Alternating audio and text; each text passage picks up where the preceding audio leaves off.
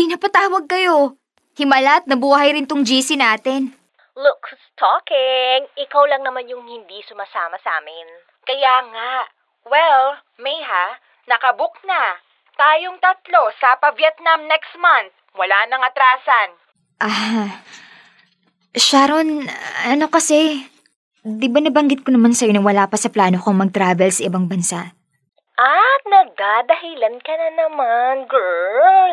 Kailan ka ba namin makakasama ni Sharon? Tama si Dion. You know, May, tandaan mo ha, ang pera, kikitain yan. Mababawi mo rin yan, girl. Pero yung panahon, hindi na. Kailan mo pagugustuhin mag-travel kapag uugod-ugod ka na? O baka kung kailan may mga maintenance ka na. Basta, titignan ko ha. Hindi ko pa kasi talaga priority ang travel sa ngayon. Basta May ha, paalala ko na din, sa Sabado pupunta tayong Salcedo, okay? Correct. As a Salcedo girly, let's buy fresh flowers. May ha, inaasahan kita. Pumunta ka, magtatampo talaga ako sa'yo. Okay. Sige, pupunta ako. Ayan. O sige na ha, bye na. Bye girls, see you on Saturday.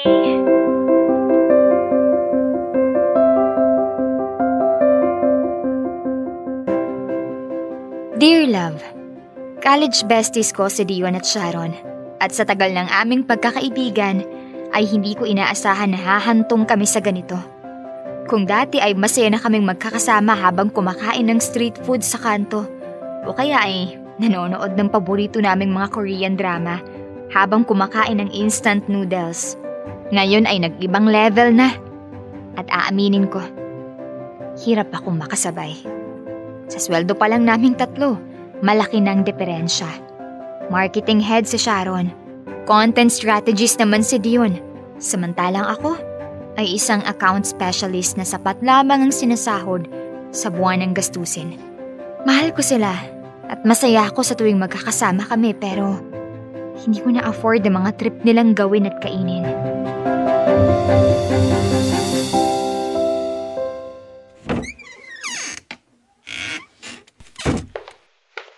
Oh anak, nakauwi ka na pala. Ngayon ba ang araw ng sweldo mo? Wala na tayong stock ng pagkain eh. Nay, sa Lunes pa po yung sweldo ko. Baka pwedeng mag-ulam po muna tayo ng itlog. Tiis lang po tayo hanggang Lunes, Nay. Anak, kaya naman namin tiisin. Ang kaso, may pambaon man lang ba mga kapatid mo? Opo, Nay. Yung allowance po na binigay ko sa kanila, abot po yun hanggang sa 1 linggo pa. Pasensya ka na anak ha. Alam kong hindi dapat ikaw ang bumubuhay sa amin ng mga kapatid mo. Nay, wala naman ho tayong magagawa at wala na si tatay. Kung nakapag-ipon lang sana ako anak, at kung nakapagtapos ng aking pag-aaral, edi sana natutulungan kita. Ay, pasensya ka na talaga anak ko. Nay, huwag niyo na pong isipin yan. Ang mahalaga po sa akin ay maayos tayong 4. Walang sakit. At nakakakain ng 3 beses sa isang araw. Sige na po, Nay. Magpapahinga na po ako. O sige anak. Good night. Maraming salamat uli.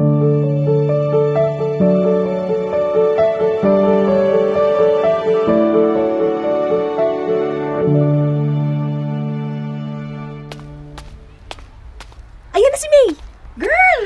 Ang tagal mo ding hindi nagpakita ha? Sorry na mga mahal ko. Alam niyo naman busy. Laging busy na ko. But you know what? Ang ganda ng bar na napuntahan namin last week. The music is so good. Plus, the signature drinks. Love it! Oo nga, nakita ko sa story niyo. Magkano naman dun? 1,500 sa entrance. Pero may free ng 2 drinks. Walang pulutan yun sa ka-table? Wala pa, but look. Oh, look. Very aesthetic inside. So Instagrammable. Ang ganda nga ng photos niyo. Sumama ka naman sa gimmick next time, okay? O tara, bumili na tayo ng flowers kasi baka maubusan pa tayo. Teka, magkano ba yun? Baka kasi hindi pasok sa budget ko. Ano ka ba? 150 lang yun. Heto. You want this one? Ay, gusto ko ito. Favorite ko tong yellow. I'll go with daisies. Yan na lang din yung sa akin, yung kagaya ng sayo. Okay, get it. Mag-picture din tayo pagkatapos. Sharon, Picturean mo kadali. Ay, sige. Okay. Pose ka na ha. 1, 2, 3. Ganda ng forma ha. Perfect. Siyempre, branded. No to fast fashion. Feel it, oh. Sobrang lambot at presko sa katawan. May, picturean kita dali. Okay. Oh, parang nakikita ko sa black up yung sundress mo, May. Bumibili ka pa rin ng fast fashion? That's bad. Alam mo, May, dapat by now, quality over quantity na tayo. Look, makakabuo ka pa rin naman ng mga capsule wardrobe. Ang kagandahan pa, kahit ilang taon mong gamitin yung quality clothes, okay pa rin. Oh, see? Polyester pa ata yung tela niyan, di ba? Ano ba kayo? Okay lang yun. Mas uunahin ko pa bang bumili ng damit kaysa bumili ng pagkain para sa sigmura namin? I have an idea. Bakit hindi tayo pumunta sa thrift shop today? Tama. Kung hindi mo kayang bumili ng branded na brand new, let's go for thrift shop. No. Wag ngayon, guys. Pecha de peligro. Wala kang budget? Ngayon ka na nga lang namin ulit nakasama. Totoo. Gastos-gastos din, te. Wag puro ipon. As if may naiipon ako. Alam niyo naman yung sitwasyon ko, di ba? Tara na sa thrift shop. Akong bahala sa'yo. Ilibre na kita. Ako rin. Saka sagot ko na yung lunch natin ngayon, okay? Guys naman, may pangkain ako ng lunch. Pero wag na tayong pumunta pa sa thrift shop, okay? Okay. Sige, tara na. Pumunta na tayo dun sa cafe na sinasabi ni Sharon. Let's eat!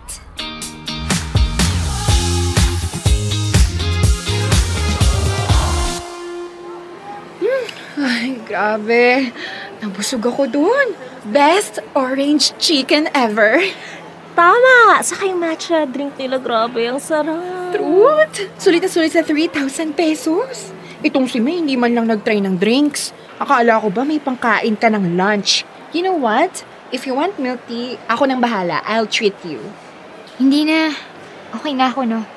Nabusog na ako doon sa kinain ko, promise. Teka, I think gusto kong bumili ng bagong blush. Ay, wait, ako rin. I'll buy new blush on saka bagong shade ng lipstick. Ay, doon ka rin ba sa luxury brand na favorite ko? Yes! Doon! Kaya tara na. True, tara. Guys, una na siguro ako kasi baka maabutan ako ng cut-off ng pila ng tren at mahirapan din sa jeep. Ay, nako, mag-book ka na lang ng ride pa uwi. Pwede namang car or motorcycle. Hindi na. Okay naman ako mag-commute.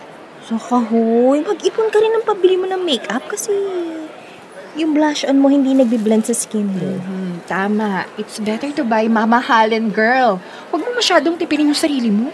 Okay, guys. Sige na, una na ako. Okay, May. Mag-ingat ka ha. Mag-ipon ka. Don't forget our Vietnam trip. Sige na. Una na ako.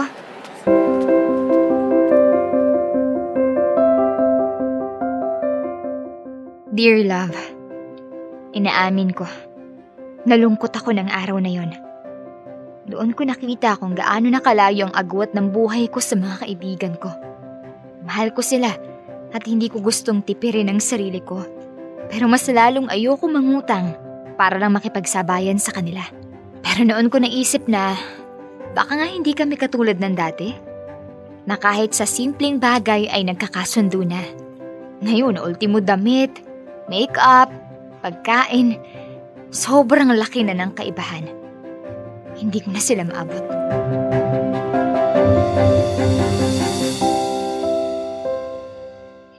I think better kung order tayo ng pizza para sa ating movie night. Go ka dyan. Tapos, dagdagan mo din ng ice cream, please. Guys, pwede bang yung katulad na lang ng dati na instant noodles lang na may nilahagang itlog? Relax, May. Hindi na tayo students na gumagawa ng thesis. Alam mo, if wala kang pang-ambag, okay lang naman. Kami na ni Sharon yung bahala. Yes, kami na. Guys, hindi naman sa tinatanggihan ko kayo pero ayaw ko naman kasi na palaging ganito. What do you mean? Parating nyo na kung gustong ilibre. Kahit hindi naman kailangan. Baka pwedeng intindihin nyo rin yung kakayanan ko. At kung pwede na, ako naman yung sabayan nyo. May drama ka palang ganyan. Hindi kami aware. Hindi naman drama to. Kasi mga kaibigan ko kayo at mahalaga kayo sa akin. Dati naman kahit fishbowl lang o cheese stick, masaya naman na tayo. Kahit walang pagkain, di ba ang mahalaga magkakasama tayo? Wala namang issue sa amin ni Dion na ilibre ka. Gusto lang namin na yung mga nararanasan namin, maranasan mo rin. Yun lang yun, May. Kaya wag mo sanang masamain. Tama. And hindi ka din naman namin pinipressure. Hindi niyo ako naiintindihan. Sino ba naman ang hindi gusto ng libre? Sino ba naman ang ayaw makasabay sa inyo? Pero sana wag niyo namang piliting abutin ko ang hindi ko pa kaya sa ngayon. So, ang mangyayari is hindi kami allowed na piliin yung mga cravings at gusto namin kasi hindi ka makakasabay, ganun ba? Wait, what? Sharon, hindi ganun ang pinupunto ko. Pero ganun yung labas eh. Ganun yung dating ng sinasabi mo para sa akin. O ikaw, Dion, ano bang pagkakaintindi mo sa sentiments ni May? May, tama si Sharon. Ganon din yung pagkakaintindi ko. Inililibre ka namin kasi gusto ka naming makasama. Ayaw naming ma-left out ka. Gusto ko rin na makasama kayo. Pero minsan, hindi nyo rin kasi napapansin na pinupunan yung mga bagay na mayroon nang wala ako. Naikukumpara nyo ako sa mga sarili nyo. Hindi ko pa nga kayang sumabay. Nung nakaraan yung makeup ko, damit ko, tapos ngayon pati pagkain. Hindi na ba ako pwedeng mag-request ang gusto ko, yung kaya lang ng budget ko? Alam mo, masyado kang madrama. Wala namang nangaaway sa'yo. Anyway, gusto ko pa rin ng pizza tonight. May, uulitin ko lang ha, hindi ka namin pinipressure. Kung gusto mong kumain ng noodles, then go! Bili rin tayo ng instant noodles. Issue ba yun? Tama! Di bumili tayo. Ano, okay na? Okay.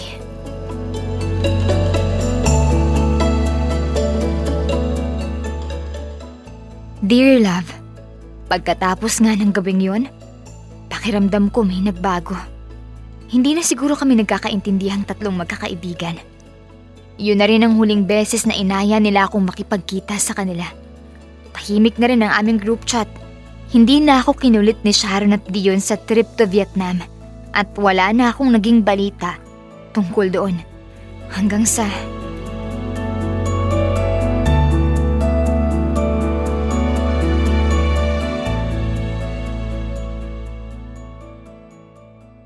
Oh anak, nakita mo ba tong post ng mga kaibigan mo? Aba, si Sharon at Dion nasa Vietnam. Ay, natuloy po pala sila, Nay. Ha?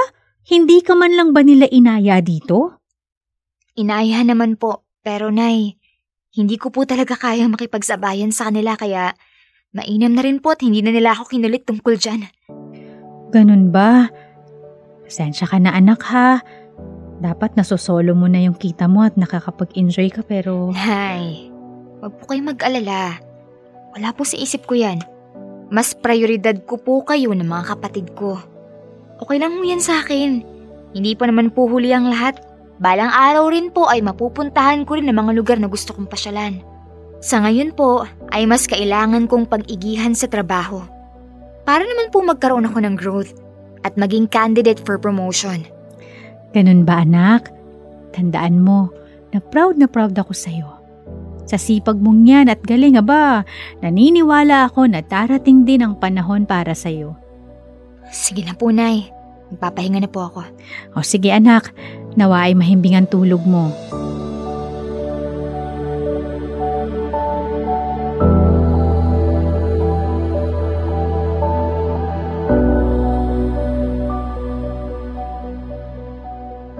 Dear love, kahit masakit sa aking damdamin at hindi ko maikakailang namimiss ko ang mga kaibigan ko, naisip ko na mas okay na rin to.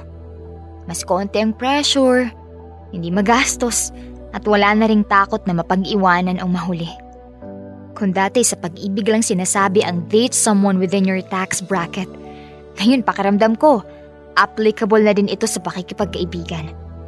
Hindi na ako nakarelate. Hindi na ako makasabay at lalong higit na hindi ako makakaipon kung patuloy kong pipilitin ang sarili kong makasama sa kanila. Bakit kasi naging magastos na din ang pakikipagkaibigan?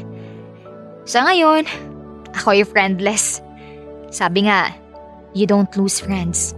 You just learn who the real ones are.